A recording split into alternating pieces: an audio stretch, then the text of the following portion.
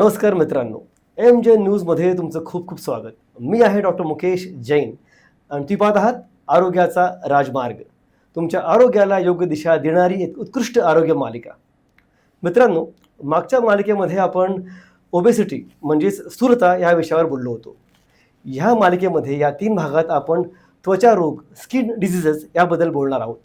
आणि त्यासाठी या विषयावर आपल्याला सखोल ज्ञान आणि माहिती देण्यासाठी आज आपल्यासोबत असणार आहेत सुप्रसिद्ध डर्मॅटोलॉजिस्ट म्हणजेच त्वचारोग तज्ज्ञ डॉक्टर उर्वी कुराणी मॅडम. पण उर्वी मॅडमसोबत बोलण्याआधी, चर्चा करण्याआधी तुम्हा सर्वांना एक नम्र विनंती. जर या चॅनलला तुम्ही सबस्क्राईब केलं नसेल तर कृपा करून सबस्क्राईब करा. व्हिडिओ पूर्ण पाहून झाल्यानंतर लाईक करा, आपल्या मित्रांसोबत शेअर करा आणि हो, तुमचे काही कमेंट्स असतील तर ते कमेंट सेक्शनमध्ये नक्की विचारा. चला तर मग सुरू करूया आपला आजचा हा एपिसोड आणि जाऊया आरोग्याच्या राजमार्गावर डॉक्टर उर्वी कुराणी मॅडमच्या सोबत. प्रायोजक भोगीलाल अँड कंपनी, 102 वर्षांची जुनी परंपरा.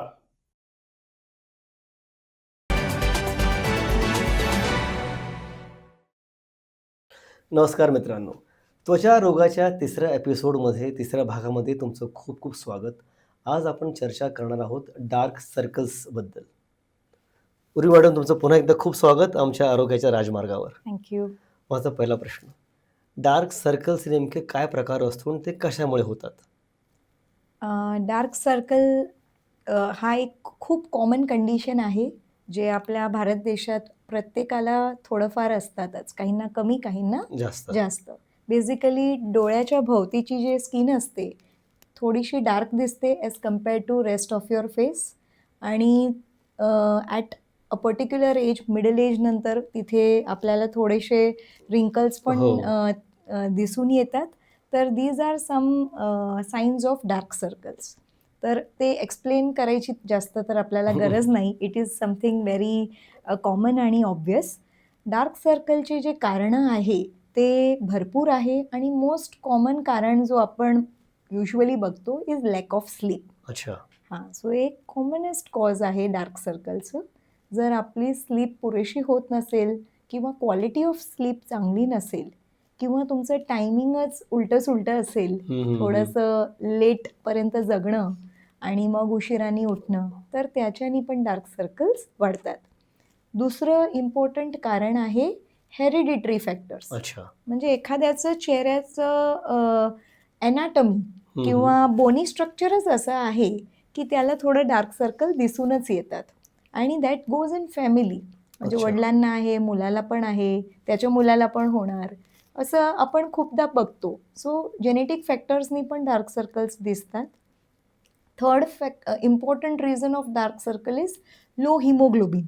एस्पेशली विमेनमध्ये आपण बघतो की जर त्यांचं आयर्न कमी असेल शरीरामध्ये किंवा HB कमी असेल, तेव्हा पण डार्क सर्कल दिसून येतात. आणि one other reason of dark circle is dry skin. अच्छा. जर एखाद्याची स्किन मुद्दाम अतिशय ड्राय असेल तर अराउंड आईज रिंकल्स खूप लवकर डेव्हलप होतात आणि डार्क सर्कल पण जास्त दिसून येतात. If you are having constant headache, म्हणजे मायग्रेन असेल किंवा सायनसचा प्रॉब्लेम असेल एखाद्याला, कॉन्स्टंट शिंक्या येतात, ॲलर्जिक रायनायटिस सारखं काही डायग्नोसिस असेल त्यांचं, त्यांना पण डार्क सर्कलची टेंडन्सी जास्त असते. So that way there are lots of reasons to dark circle. बरं, एकदा डार्क सर्कल्स यायला लागले तर आपण घरगुती उपाय त्यावर काय करू शकतो? डार्क सर्कलचं मूळ कारण आपण सगळ्यांनी बघितलं की लॅक ऑफ स्लीप किंवा lack of rest to your eyes आहे. तर डोळ्याला आपण रेस्ट घरगुती कसं देऊ शकतो ह्याच्यावर आपण फोकस केलं पाहिजे. नॉर्मली आजकाल आपल्या सगळ्यांचंच, इवन लहान मुलांचं पण स्क्रीन टाईम खूप वाढलेला आहे. मोबाईलवर, लॅपटॉपवर सगळे कंटिन्युअसली असतात. एस्पेशली ज्यांचं कॉर्पोरेट वर्क आहे किंवा डिजिटल वर्क आहे, ते सतत डिजिटल स्क्रीनवर च्या समोर असतात. That also increases your dark circle. तर घरगुती आपण ज्यांचं कामच आहे डिजिटल स्क्रीनवर कंटिन्युअसली बसणं, त्यांना मी सांगते की after 40-45 minutes of continuous exposure, take a 10 minute digital break. अच्छा. डोळे मिटून बसा, किंवा असं बंद करून थोडंसं रेस्ट घ्या for 7 to 10 minutes. You may not go to sleep, but you can just close your eyes and not look at the screen. If you're not somebody who can do that, take a book and read a book. अच्छा. So take a 10-minute break or just walk around in your office. कुठेतरी जाऊन या तुम्ही for 7 to 10 minutes after every 45 minutes. बरं. त्याच्याने तुमचे dark सर्कल्सवर चांगला परिणाम डेफिनेटली येईल. So this is one simple thing that you can do. Other thing घरगुती आपण जो करू शकतो तो आहे, खूप जुना नुस्खा आहे हा, की क्युक्युंबर किंवा ककडी जे असते बरोबर. त्याचे जे स्लाइसेस बनवून डोळ्याच्या हो. वर आपण ठेवू ठेवू शकतो. शकतो. It has cooling effect, antioxidant effect, hydrate म्हणजे एकदम मॉइश्चराईज करतात डोळ्यांच्या स्किनला, भोवतीच्या स्किनला. तर ते तुम्ही रेग्युलरली जर करू शकता at least 3 days in a week, अच्छा. तर ज्यांना खूप इंटेन्स डार्क सर्कल आहे नक्की थोडं इम्प्रूव्हमेंट त्यांना दिसून येईल. इवन रोज वॉटर जो आहे, रोज वॉटर सोक्स म्हणजे कॉटनला थोडं रोज वॉटरमध्ये सोक करून डोळ्याच्या वर ठेवलं, it has a very good cooling action. फक्त एक पॅच टेस्ट करून घ्यायला पाहिजे रोज वॉटर वापरायच्या आधी, अच्छा. रिॲक्शन रिॲक्शन वगैरे होऊ नये म्हणून.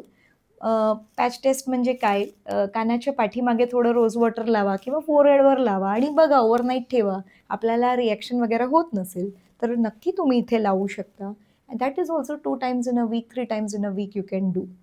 ॲडिशनली ज्यांना पफिनेस आहे म्हणजे इथे सुजलेली असते, त्यांचे डोळे अतिशय सुजलेले असतात ऑल द टाईम, तर त्यांना थोडंसं कॉफी पावडर जर त्यांनी एलोवेरा जेलमध्ये किंवा थोडं कर्डमध्ये वगैरे मिक्स करून डोळ्याच्या भोवती जर लावलं आणि वन्स अ वीक और ट्वाईस अ वीक एक 15-20 मिनिट ठेवलं, त्याच्याने पण ते पफिनेस किंवा तो जो एक्स्ट्रा सूज आहे ते कमी होऊ शकते. So these are some simple things which can be done for under eye dark circle. आणि अजून एक सिम्पल हॅक आहे की तुम्ही मॉइश्चरायझर आणि सनस्क्रीन अजिबात विसरू नका during the day time, especially around your eyes. खूपदा आपण कोणतीही क्रीम लावतो, आपण फुल फेसवर लावतो, पण डोळ्याचा जो भाग आहे तिथे तर टच पण करत नाही. तर तिथे जर आपण मॉइश्चरायझर सनस्क्रीन रेग्युलर बेसिसवर लावलं तर तिथली जो त्वचा आहे त्याला पण चांगलं हायड्रेशन आणि मजबूती भेटेल. ग्रेट. मग तुमच्याकडं आल्यावर तुमचं लाईन ऑफ ट्रीटमेंट काय असतं ह्या डार्क सर्कलसाठी? राईट. सो डार्क सर्कल हा एक साईड इफेक्ट आहे बिकॉज ऑफ मेनी रिझन्स. तर आपण आधी तर हे डायग्नोज करतो की एखाद्याला डार्क सर्कल कशामुळे आहे. We try to find the root cause. Okay. आणि जेव्हा आपल्याला कॉज कळतं की बाबा ह्याचं हिमोग्लोबिन कमी आहे किंवा ह्याचं झोपचं पॅटर्न इश्यू आहे किंवा ड्रायनेस प्रॉब्लेम आहे, so accordingly we treat it. But on an average everybody who has dark circle त्यांना आम्ही मॉइश्चरायझर सनस्क्रीन हा ॲडवाईस करतोच. आणि ज्यांना थोडंसं सन एक्सपोजर वगैरे जास्तच आहे, म्हणजे टू व्हीलरवर जाणं येणं ड्युरिंग पीक सन अवर्स आहे, त्यांना आम्ही गॉगल्स यूज करायला पण सांगतो की त्यांनी गॉगल नक्की वापरायला पाहिजे. येस. पण बऱ्याच वेळा ओव्हर द काउंटर मेडिकलमध्ये पण एक अंडर आय क्रीम्स असे मिळतात आणि ते पण लोक वापरतात. ते कितपत योग्य आहे वापरणं?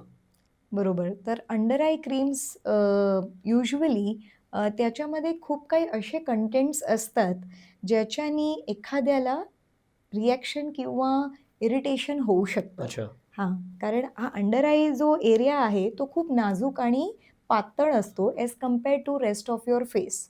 म्हणून अंडर आय क्रीम जो आहे डॉक्टरच्या सल्ल्याशिवाय वापरायला नाही पाहिजे. बरोबर. ओव्हर द काउंटर तुम्ही किंवा असंच ऑनलाईन शॉपिंग करून तुम्ही जर अंडर आय क्रीम वापरत असाल, there are 2 categories of under eye cream. One is very mild, त्याचं इफेक्टच येणार नाही तुम्हाला. आणि दुसरं असतं जो इफेक्टिव्ह असतो पण इट हॅज अ पोटेन्शियल की त्याच्याने इरिटेशन होऊ शकते. अच्छा. So we want effect but we don't want side effect. म्हणूनच कधीही अंडर आयची cream without discussing with your dermatologist तुम्ही वापरू नका. ग्रेट. आणि ट्रीटमेंट पार्टमध्ये बरंच काही अजून त्यात सर्जिकल पण किंवा बाकी काही आहे का जे तुम्ही तुमच्याकडे करता, असं काही आहे का? हो. तर अंडर आय ट्रीटमेंट आपण आधी तर कॉज फाईंड करून त्याला तसं आपण ट्रीटमेंट देतो. अंडर आय क्रीम्स वगैरे पण असतात. पण in many cases only that much does not help. खूपदा स्किन अतिशय पातळ झालेली असते किंवा जसं आपण म्हणलं, I told you about genetic factors, की बरोबर. बाबा हो. फेसचं स्ट्रक्चरच असं आहे की अंडर आय थोडं दिसूनच येतात. In such situations you can go for treatments like cosmetic treatments असतात, like chemical peel, micro needling, PRP, platelet rich plasma therapy म्हणतो आम्ही त्याला. आणि अंडर आय ॲडव्हान्स ट्रीटमेंट्स पण आहे, बोट्युलिनम इंजेक्शन्स किंवा फिलर्स वगैरे. तर हे सगळेच ट्रीटमेंट अवेलेबल आहे फॉर अंडर आय डार्क बरोबर. Circle. But all the treatments are not meant for everyone. बरोबर. खरं तर एक डॉक्टर प्रॉपरली डायग्नोज करू शकतो की एखाद्या पेशंटला कोणती ट्रीटमेंट योग्य आहे. जर आपल्याला पोटाचा प्रॉब्लेम असेल तर आपण पोटाचे डॉक्टर किंवा जनरल फिजिशियनकडेच जाणार आहे, बरोबर. तेव्हा पोटाच्या प्रॉब्लेमसाठी आपण दाताच्या डॉक्टरकडे तर नाहीच जाणार. So similar way skin is a very important organ. तर आणि तेही चेहऱ्यावरची जी स्किन असते that is something you are going to carry yourself for your whole life. Exactly. So it should be in completely safe hands.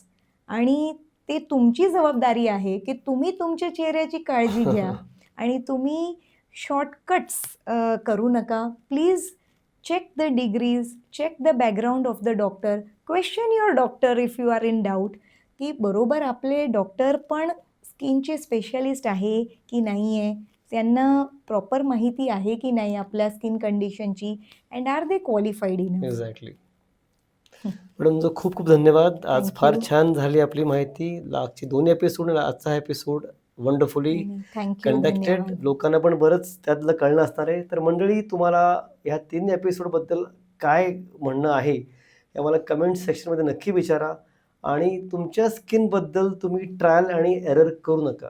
जर तुम्हाला खरंच काही प्रॉब्लेम असेल तर क्वालिफाईड डर्मॅटॉलॉजिस्टना भेटा आणि तुमचं शंकेचं निरासन करून घ्या. तर पुन्हा भेटूया पुढच्या एका नवीन एक्सपर्टसोबत एका नवीन माहितीसह. तोपर्यंत स्वतःची काळजी घ्या. जगा आणि जगू द्या. प्रायोजक मोगीलाल अँड कंपनी, 102 वर्षांची जुनी परंपरा.